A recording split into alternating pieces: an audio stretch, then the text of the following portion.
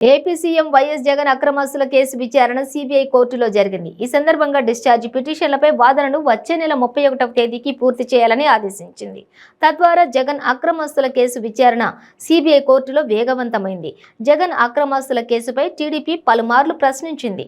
ఇతర కేసుల్లో విచారణ త్వరగా జరుగుతున్నప్పటికీ జగన్ ఆస్తుల కేసులో లేదని ఆరోపణలు చేసింది.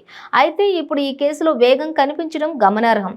కాగా సిబిఐ 8 ఛార్జిషీట్లలో నిందితుల డిశ్చార్జి పిటిషన్ పై విచారణ ముగిసింది.